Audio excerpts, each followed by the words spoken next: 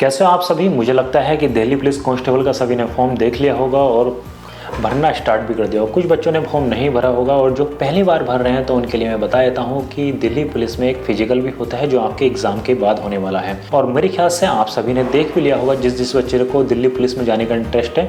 जिन्होंने नहीं देखा है या नहीं देख पाए हैं या जिन्हें दिल्ली पुलिस के बारे में जानकारी नहीं है ज़्यादा और बस खाली फॉर्म फिल कर रहे हैं, 12th पास किया है, तो उनके लिए मैं बता देता हूँ तो फिजिकल स्टैंडर्ड क्या रहने वाले हैं। पहले मैं मेल की बात कर लेता हूँ। जो पुरुष हैं हम आते हैं फिजिकल मेजरमेंट पे, मतलब सबसे पहले हाइट से हम आते हैं। बच्चे की हाइट 170 सेंटीमीटर होनी चाहिए। अब कुछ बच्चे कहेंगे कि हम हाइट में छोटे हैं, तो कोई भी आपको रिलैक्सेशन नहीं मिलने वाला। कभी आप सोच रहे हो कि 1 सेंटीमीटर भी छोटा होगा चल जाएगा, बिल्कुल भी नहीं चलने वाला। बहुत अच्छे से फिजिकल मेजरमेंट वहां पर होते हैं। 5 सेंटीमीटर का डिस्काउंट मिल जाता है उन बच्चों को जो हिल एरिया के होते हैं, कुमायूं के हो गए, डोगराज हो गए, ठीक है। कुछ बच्चे हैं, मतलब जो कुछ एरियाज हैं, उन बच्चों को मिल जाता है 5 सेंटीमीटर का डिस्काउंट, मतलब 165 उनको लिया जाता है। दूसरी चीज है जो एसटी कैंडिडेट हैं उनको 5 सेंटीमीटर का मिल जाता है, ठीक है।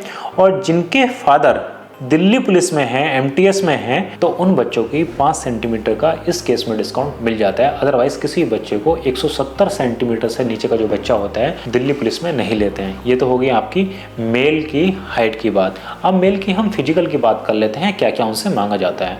पहली बात, 1600 मीटर की रेस होती है, लॉन्ग रेस 1600 मीटर, 1.6 किलोमीटर की रेस आपको मारनी होती है और वो 6 मिनट के अंदर आपको मारनी होती है। आपकी लॉन्ग जंप होती है, लॉन्ग जंप आपकी 14 फुट की होती है और जो हाई जंप आपकी होती है वो 4 फुट की होती है। ध्यान रखना, रेस में कोई भी आपको दोबारा चांस नहीं दिया जाएगा। सबसे ज्यादा बच्चा रेस में ही निकलता है। लॉन्ग जंप और हाई जंप के लिए आपको 3 चांस दिए जाते हैं। पहली बार आपने नहीं किया, दूसरा चांस दिया जाएगा, दूसरे में नहीं किया, तीसरा चांस दिया जाएगा और तीसरे में नहीं करते तो आपको डिस्क्वालीफाई कर दिया जाता है और आप वैकेंसी से बाहर आ जाते हो।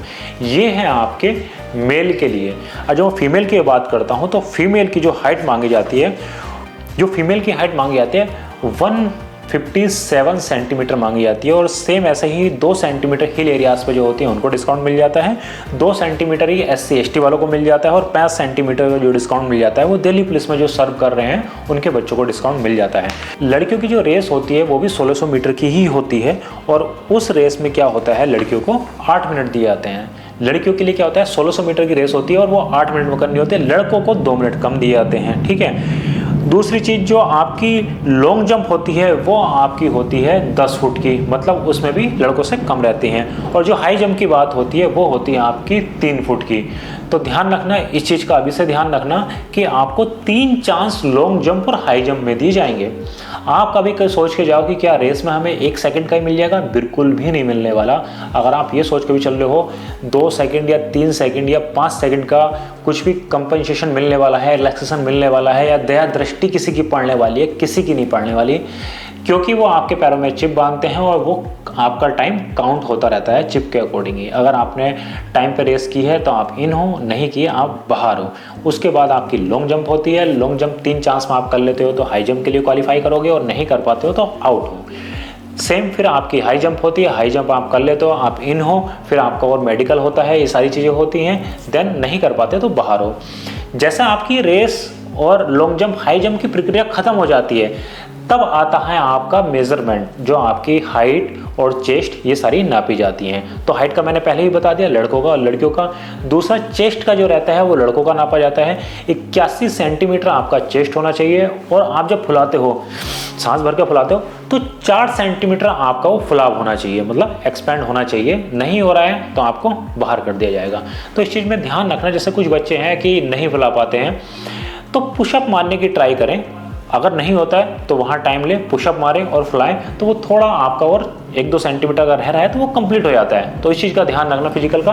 और मैं ये कहूँगा कि ये सारी चीज़ें आप पहले से ही लेके चलना कि वहाँ पर आपको किसी भी तरह की प्रॉब्लम का सामना करना ना पड़े। और क्योंकि वो इतना टाइम नहीं देते, बहुत सारे बच्चे लगे होते हैं तो तुरंत नापते हैं, बाहर निकालते रहते हैं, जो लगता है कि फिट नहीं है तुरंत आउट करते रहते हैं। तो ये फिजिकल के बारे में मैंने आपको पूरी जानकारी दे दी। और फिजिकल के लिए अभी से लग जाए, ये ना सोचें कि पेपर होने के 2-3 महीने का टाइम दिया जाएगा, बिल्कुल भी नहीं दिया जाएगा।